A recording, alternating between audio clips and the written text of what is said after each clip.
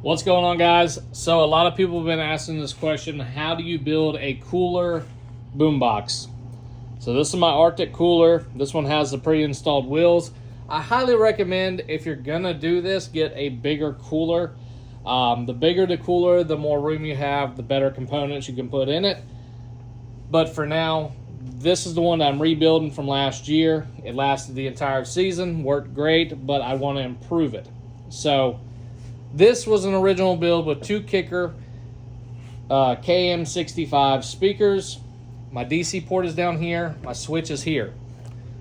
What I'll be changing is actually the whole cooler. I'm going to be doing another one, but I will rebuild this one for the beach and stuff like that. So what do you got to do? You need a DC port if you're going to charge internally, and you need a switch also. So I recommend getting a shallow switch. The normal push button switches we get, they're a little bit too thick, and it's kind of a pain to mount the wiring harness, I'll be honest. Once you get it mounted, you're good, but you don't have a whole lot of room, so you might want to extend that harness out a little bit. DC port, depending on where you put it, pretty easy to get to. If you externally mount power tool batteries or stuff, this makes it a whole lot easier. Now, I want to emphasize on this: if you do not seal this all the way up, I'm not meaning putting foam back in it, but if you do not seal it to where it is airtight again, you will get condensation in between the walls, and it will ruin some of your components. Again, if any air gets in between here as this cooler gets cold, you will have issues. So what you can do is take a Desica packet like this. After you are all done, put one of these in each corner and then seal it up really good, and this will keep the moisture out. Because the very little bit of moisture you will get from the air that is trapped in there from when you install it will be gone. Also, make sure you get a marine speaker that isn't an open voice coil or anything like the kickers or the Polks, because it will allow air in there. Now, you could install marine grade amplifiers and stuff that will eliminate this, but remember, your batteries are always going to be your failure point with that. So what you do is you get a hole saw. Let me grab this one. You're going to get your hole saw. This one's a lot bigger than those holes, but there's a set screw right here. You're going to drop this down to where it's barely over the actual saw. The drill bit needs to barely be poking, because when you go in and start cutting, you don't want it to cut through that second layer. Okay? So you'll start in reverse and go really slow, that way you don't tear up the cooler. And then you can go forward because you'll have a groove made to cut into this. It's just like cutting a box. Slow and steady wins the race. Once you get through that initial layer right here or close, remove the drill bit, finish it off. Use this by hand to cut the foam. Okay? Once you've cut the foam, you're going to need a tool to get the foam out. Little pry bars or panel tools or flathead screwdrivers will be your best friend. So I still have some foam in here from when I initially built this one, and literally you're just going to take and break it apart. It is not fun, it is not fast, it is not easy. And you'll take the foam out piece by piece by piece. If you get a whole bunch of it, shop back it out. That's what I did, worked great. Now for the components. Depending on the cooler size will depend on the speakers you can use. Like I said, this one here is my rtic. I don't remember what size it is, 45, 55, whatever, with the wheels. Sell it at Walmart. It goes on sale for like 150 bucks all the time. So, I've got my 6.5s here, right? Here is one of the kickers right here. It will not fit. It's too deep. How do we fix that? Spacers. Depending on the speakers you get, and depending on the cooler you use, will determine what size speaker rings and spacers you need.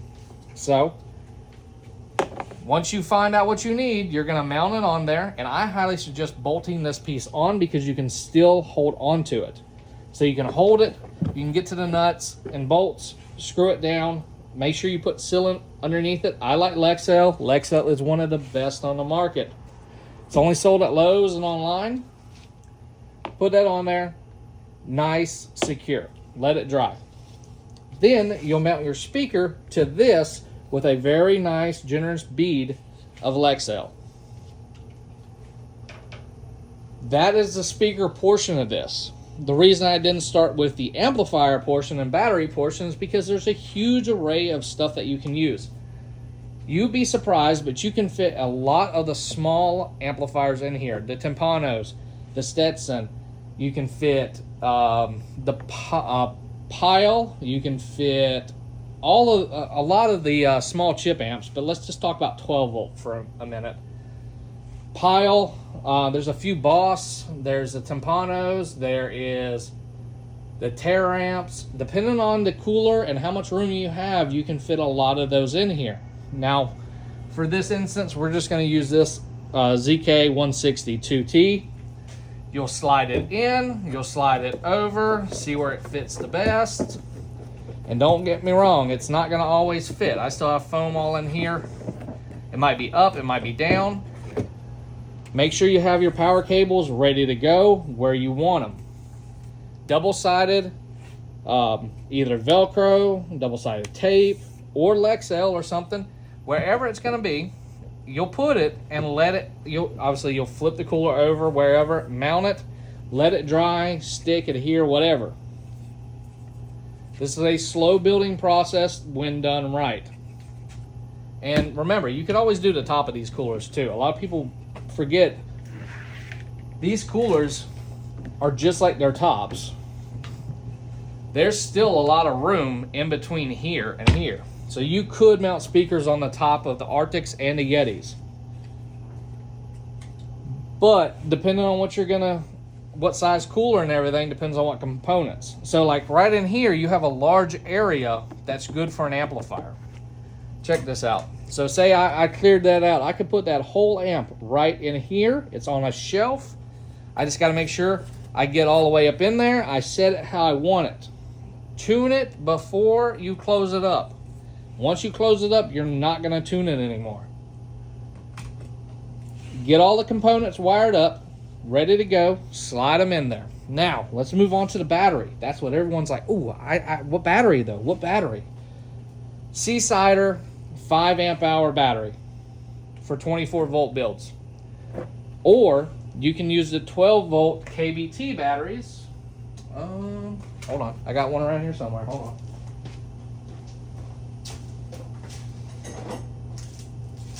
The cool thing about these 12 volt batteries, you can wire these together to have more capacity.